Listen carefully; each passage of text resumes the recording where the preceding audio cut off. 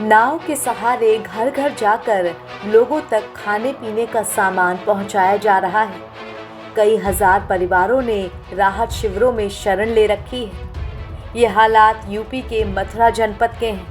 यमुना के तेजी से बढ़ते जलस्तर ने मुश्किलें खड़ी कर दी हैं। जी हाँ, उत्तर प्रदेश के मथुरा और वृंदावन में यमुना का कहर देखने को मिल रहा है।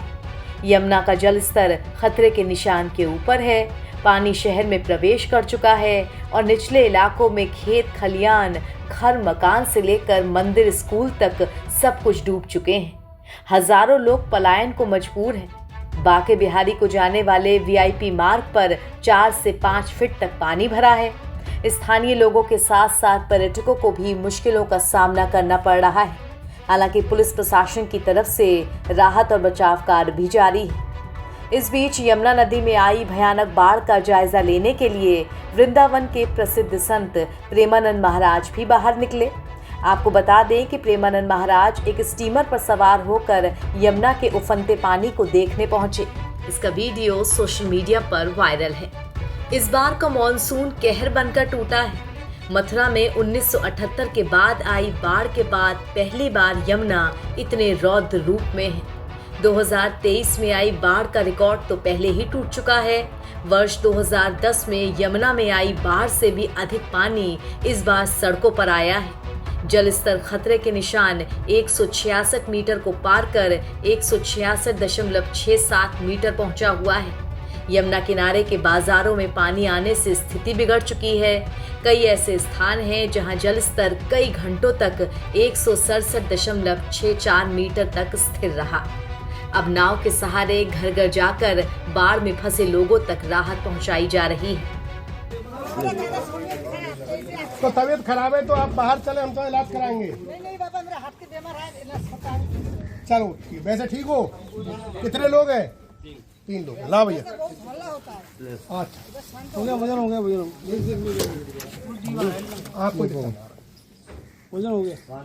पानी ला, पानी फिर कुछ सही जगह पे लाएगा। भोजन की जरूरत थी। बस बनाना, बस 3 पैकेट चाहिए और चाहिए।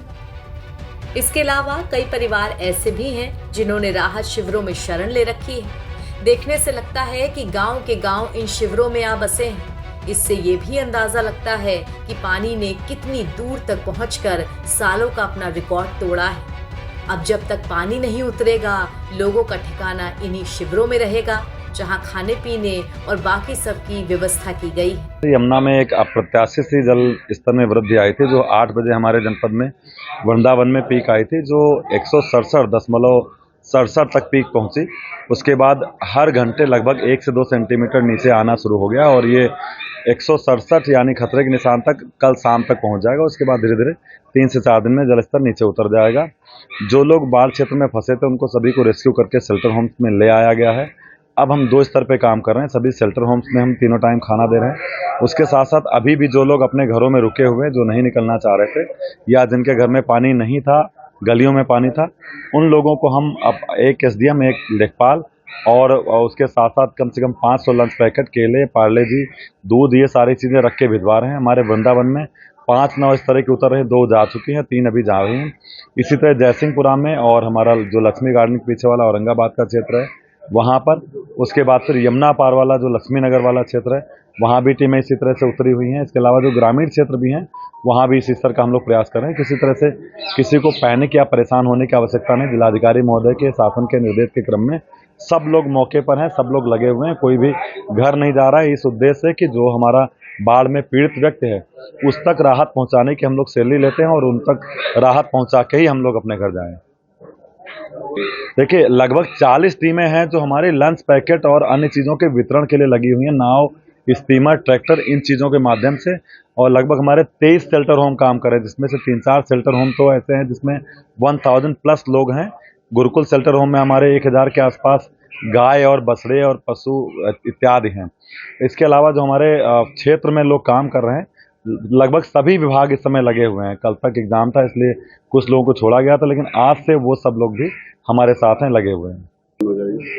कल शाम तक काफ़ी कुछ स्थिति हमारे नियंत्रण में रहेगी। नियंत्रण में तो अभी भी है, लेकिन जो सुधार दिखाई देना चाहिए अपेक्षित, वो कल शाम तक दिखने लगेगा। अभी थोड़ा बहुत घर जाने से हम लोग अभी मना करेंगे जिन लोगों को शेल्टर होम में हम लेके आए, क्योंकि जब गलियों में पानी उतरेगा उसके बाद फिर लावा का छिड़काव, एंटी लार्वा छिड़काव और बाकी साफ सफाई करवा के तब हम उन लोगों को वापस उनके घर में राशन किट के साथ ले जाएंगे ताकि वो दोबारा से अपना जीवन यापन शुरू कर सकें। उधर मथुरा से आगे बढ़ते हुए यमुना ताज नगरी आगरा में भी हाहाकार मचा रही है। यमुना में बाढ़ से आगरा में 50 से अधिक कॉलोनियां और 60 से अधिक गांव डूबे हुए हैं। 1 लाख से ज्यादा की आबादी बाढ़ की चपेट में है। एनडीआरएफ और एसडीआरएफ की टीमें राहत कार्य में जुटी हैं और 2 दिन में जलस्तर में और वृद्धि का अनुमान है। आज सुबह से कई जगहों पे दौरा किया गया है। वर्तमान में तो बढ़ रही है, लेकिन कल से संभावना है कि घटेगी, होना शुरू हो गई है। कैलाश में यहाँ पे लगभग अभी आज की डेट में 15 परिवार प्रभावित हो चुके थे, जिसके लिए हम लोग 200 पैकेट पूरे टाइम 3 टाइम बांट रहे हैं, खाना खिला रहे हैं। और हमारे 3-4 जगह रिलीफ सेंटर्स भी कार्यरत हैं। ITI बल्केश्वर में भी 40 लोग आज पहुंचे हैं, वहाँ पे भी उनको खाना दिया गया है। प्रशासन की तरफ से पूरी व्यवस्था है और हमारा अनुरोध यही है कि लोग भी सहयोग करें और किनारे पे ना जाए नदी की, यही हमारी अपील है। पूरे जनपद की बात करें तो कितने कुछ परिवार को पहले मेहरा नारायणगंज में किए गए थे, 40 परिवार थे वो, लेकिन अब वो लोग अपने घरों में जा चुके हैं रिलेटिव्स के यहाँ। और यहाँ पर अभी कैलाश में जो 15 परिवार प्रभावित हैं वो लोग अभी कहीं शिफ्ट नहीं हुए, रिलेटिव्स के यहाँ गए हैं। शेल्टर होम्स हमारे वर्किंग है। ITI बल्केश्वर है और ये कॉलेज था चौधरी वीरी सिंह, वहाँ पर भी हम लोग होके आए हैं। तो अभी वहाँ कोई नहीं है, लेकिन ITI में लोग पहुंचे हैं। यमुना में आई बाढ़ से एक बार फिर 47 साल पुराने हालात बन गए हैं। 47 साल बाद ताजमहल के पीछे की दीवार तक पानी पहुंच गया। दशहरा घाट, ताज व्यू पॉइंट डूब गए। मेहताब बाग और जोहार बाग में भी पानी भरा हुआ है।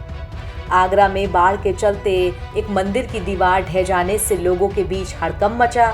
मौके पर पहुंची पुलिस ने स्थिति को संभाला और लोगों से अपील की कि गहरे पानी में किसी भी तरह का वीडियो बनाने या सेल्फी खींचने ना जाए।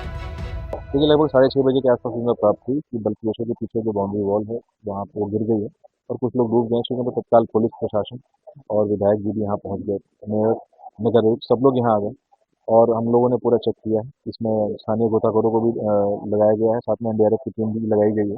अभी तक कोई भी व्यक्ति हताहत नहीं है और जो लोग यहाँ पे छत गिरने के समय मौजूद थे वो लोग घर चले गए थे तत्काल और हल्की सी चोटें उन्हें आई हैं, उनको फर्स्ट एड वगैरह कराया जा चुका है।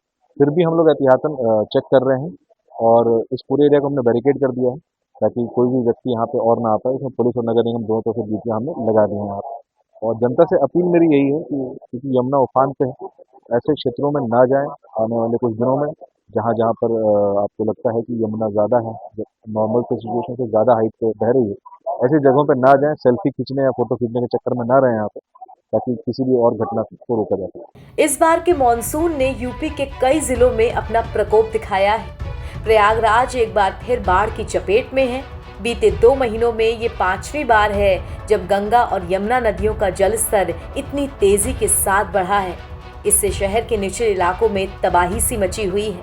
लगातार हो रही बारिश और नदियों के उफान से आधा शहर संकट में है। गंगा और यमुना दोनों नदियों का जलस्तर इतनी तेजी के साथ बढ़ा कि लोगों को संभलने का मौका नहीं मिला। निचले इलाकों में पानी घुसने लगा। छोटा बघाड़ा, राजापुर, गोविंदपुर, कैलाशपुरी और बेली गांव जैसे इलाकों में हजारों घर जलमग्न हो चुके हैं। नाग बासुकी मंदिर के पास के रिहायशी क्षेत्रों में भी पानी घुसा हुआ है, जिससे लोग अपने घरों में कैद होने को मजबूर हैं। नवभारत टाइम्स की रिपोर्ट।